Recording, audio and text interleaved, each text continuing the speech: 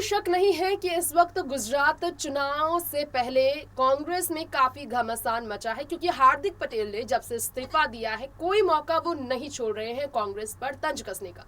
सब जानते हैं कि सोनिया, राहुल, प्रियंका और पूरी कांग्रेस पार्टी, कांग्रेस के तमाम कद्दावर नेताओं पर तंज हार्दिक का लगातार बढ़ता ही जा रहा है। वही तंज को लेकर काफी ज्यादा तकलीफ में जिग्नेश मेवानी नजर आए और उन्होंने हार्दिक को सलाह दी कि इस तरह की बातें वो ना करें। जब तक वो कांग्रेस में थे सब कुछ ठीक लगता था उन्हें, लेकिन जिग्नेश मेवानी की बातें सुनने के बावजूद हार्दिक नहीं रुके, उन्हें उल्टा पलटवार करते हुए देखा गया। हार्दिक ने कहा कि मेरे पिता ने कहा था तुमने गलत पार्टी ज्वाइन कर ली है। हार्दिक ने कहा कि हिंदू विरोधी क्यों है कांग्रेस पार्टी, हिंदुओं से उन्हें इतनी नफरत क्यों है, भगवान राम से इतनी नफरत क्यों है, इस तरह के अपमानजनक शब्द कांग्रेस पार्टी के नेता क्यों इस्तेमाल करते हैं हिंदू को लेकर, राम मंदिर को लेकर। आखिर उन्हें क्या तकलीफ है? इतने सालों बाद राम मंदिर बन रहा है अयोध्या में, तो उन्हें तो खुश होना चाहिए। तो मोदी जी के भक्त बनते नजर आ रहे हैं हार्दिक पटेल, बीजेपी की तरफ मेहरबान नजर आ रहे हैं हार्दिक पटेल। बीजेपी में अपने स्वागत की तैयारियां खुद ही करने में जुटे हैं हार्दिक। बीजेपी की ओर से चाहे वो खुद गुजरात के सीएम भूपेंद्र ही क्यों ना हो, उन्होंने अभी तक इशारा नहीं किया हार्दिक के आने पर, लेकिन हार्दिक बीजेपी में अपनी एंट्री को लेकर अब इंतजार नहीं कर पा रहे। जिस प्रकार से बीजेपी की उन्होंने तारीफ की, हिंदुत्व को लेकर फिर से नारेबाजी उन्होंने शुरू कर दी है। कहीं ना कहीं कहा जा सकता है कि गुजरात चुनाव से इतने महीनों पहले ही हार्दिक गुजरात में बीजेपी का साथ देने के लिए तैयार है और बीजेपी की एक बार फिर से बड़ी जीत के लिए हार्दिक कांग्रेस पर कोई भी तरह से हमला करने का मौका नहीं छोड़ेंगे। फिर चाहे कांग्रेस पार्टी की तरफ से राहुल हो, सोनिया हो, प्रियंका हो या फिर बड़े नेताओं में कोई भी दिग्गज नेता हो, उनके सामने हार्दिक बीजेपी के साथ मिलकर सीधा टकराने के लिए तैयार है। हार्दिक ने ऐसा क्या कहा जो उनके इस तरह की स्थिति को बयां करता है? क्यों आखिर हार्दिक बीजेपी की तरफ अपना कदम तेजी से बढ़ाते नजर आ रहे हैं? वजह जानने के लिए खुद ही हार्दिक की ये बातें सुने जो आज उनके स्टेटमेंट चर्चा का विषय बने। देखिए रिपोर्ट। बीजेपी में अपनी ताजपोशी कराने के लिए गुजरात चुनाव से पहले पूरा प्रयास कर रहे हैं हार्दिक कि कैसे भी करके वो जो है अपनी विश्वसनीयता बीजेपी में बना सके। तो ऐसे में हम आपको यहाँ हमारी इस रिपोर्ट में ये बताना चाहेंगे कि बीजेपी की तरफ उनका जो कदम बढ़ रहा है किस तेजी से बढ़ रहा है। हार्दिक पटेल का कांग्रेस से सवाल, आपको भगवान राम और हिंदुओं से इतनी नफरत क्यों है? जिसके बाद सोनिया, सचिन और सभी का घमंड तोड़ने वाली हार्दिक के इस स्टेटमेंट से लोग काफी हैरान हुए। हार्दिक ने कहा, मैं कांग्रेस और उसके नेताओं से पूछना चाहता हूँ, आपको भगवान श्री राम से क्या दुश्मनी है? कांग्रेस को हिंदुओं से इतनी नफरत क्यों है?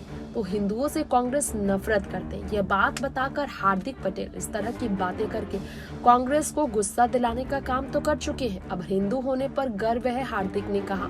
उन्होंने कहा कि कांग्रेस ने हिंदुओं को हमेशा पीछे देखा है, भगवान राम को बहुत मानते, हिंदू धर्म से हैं और हिंदू होने पर उन्हें बहुत गर्व है।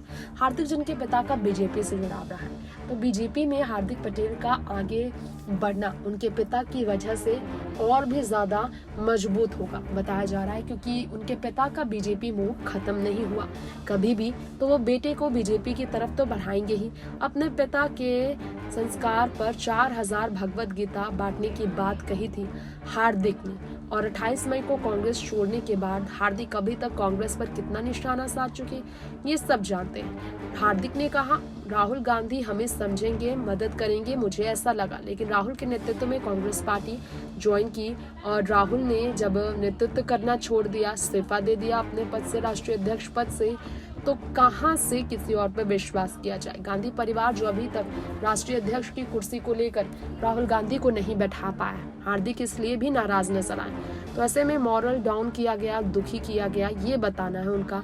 राज्य की लीडरशिप में बहुत कमी है, यह हार्दिक पटेल ने बताया। साथ ही साथ हार्दिक ने कहा, आपने जो कहा वो भाजपा में जाने का इशारा है। जो हार्दिक से सवाल किया गया तो हार्दिक ने कहा, नहीं, दुश्मनों की तरफ तारीफ बिना राजनीति कैसे चलेगी, ये कहा गया। हार्दिक की जुबानी कांग्रेस से विदाई की कहानी अगर आपने सुनी होगी तो अब आप सबको पता ही है। राहुल गांधी फैसला नहीं ले पा रहे हैं कांग्रेस को लेकर, हार्दिक ने कहा। कांग्रेस ने बिहार ओडिशा के अध्यक्ष से इस्तीफा लिया, ये बात सही है। और इसके बाद हार्दिक ने भाजपा में एंट्री को लेकर कहा ही था। उन्होंने तो ये साफ तौर पर कहा था कि सचिन पायलट को लेकर अगर बताया जाए तो पायलट बहुत ही ज़्यादा आगे बढ़ते हैं।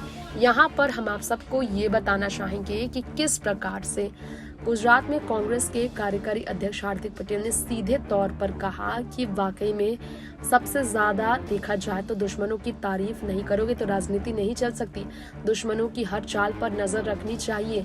ये कहा था उन्होंने जब अपनी बात की थी कांग्रेस को लेकर। तो ऐसे में आपको बता दें 1% भी गुजारिश नहीं है। अभी फिलहाल भाजपा को लेकर उनकी तरफ से कोई ऑफर उन्हें नहीं मिला है, इसलिए हार्दिक फिलहाल इस बारे में बात करने के लिए पूरी तरह से कॉन्फिडेंट में नजर नहीं आए। नेक्स्ट 9 न्यूज रूम से तृप्ति की रिपोर्ट। तो हार्दिक के स्टेटमेंट्स हमने आपको सुनाए हैं। कांग्रेस पार्टी पर एक बार फिर से जोरदार हमला हार्दिक का किस तरह से सामने आया, अब कांग्रेस पार्टी जवाब कैसे देगी हार्दिक को? क्या जिग्नेश मेवानी एक बार फिर से जवाब दे पाएंगे हार्दिक को? जो बात हार्दिक ने हिंदुओं को लेकर कांग्रेस पार्टी से जुड़ी कह दी है कि कांग्रेस को तोड़ने का काम हार्दिक इस प्रकार से कर रहे हैं।